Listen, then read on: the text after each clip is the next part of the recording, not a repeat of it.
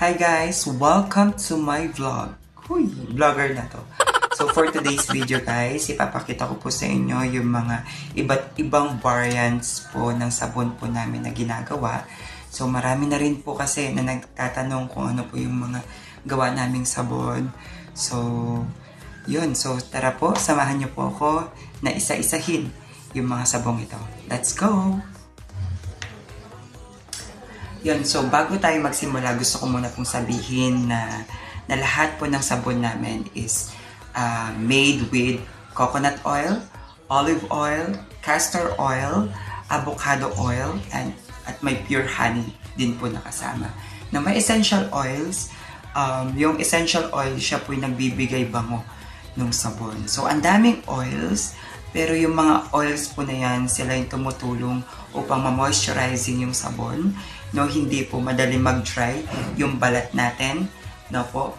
At the same time, no, magiging soft, na smooth, at healthy looking po yung balat po natin. So, kahit wala kang gamit ng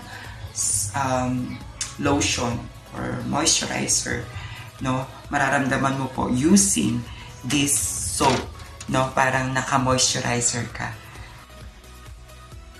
Yan, yung una po sa list natin ay ang Milky Turmeric. So, kung ang goal mo po ay mas maging fresh, brighter, at even looking ang skin mo, ito po yung magandang piliin. So, alam po natin, ang turmeric po ay kilala siya sa pagtulong po na magmukhang mas pantay po yung skin natin, no? Yung skin tone natin at mabawasan po yung appearance ng dark spot, no? Kaya po kung gusto mo ng sabon na gentle pero nakakatulong po na magmukhang glowing yung balat mo, no, magandang option po ito.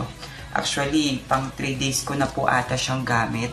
So, ang ganda niya, no? Na-feel ko na fresh, no? Fresh ka, no? Parang bright, yan, nagba-bright yung skin mo. At the same time, no, na nag-iiwan siya na iniiwan niya yung parang namo-moisturize yung balat mo. So, ang ganda niya. Kaya comment down below or mag-DM lang kayo, no? I-direct message niyo po kami kung gusto niyo po mag-order ng Milky Turmeric. So, yun po. Ganda po niya. Ayan. So, pangalawa po sa ating list ay ang Moringa with olive oil. Na po, kung sa Tagalog is malunggay. So, ang moringa po ay rich in vitamins at antioxidants na tumutulong po na mag-protect po at mag-nourish po ng skin natin, no? Combined with olive oil na nagbibigay po na ito ng extra na moisture. Kaya po, bagay na bagay po siya dun sa mga dry and dull looking skin, no? Kaya after every wash, no, mararamdaman mo po yung parang ang linis ng skin mo.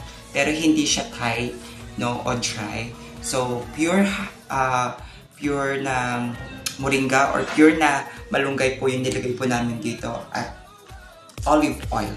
So, maganda po siya. So, i-DM nyo lang po kami na po, mag-PM lang po kayo kung gusto nyo po mag-order.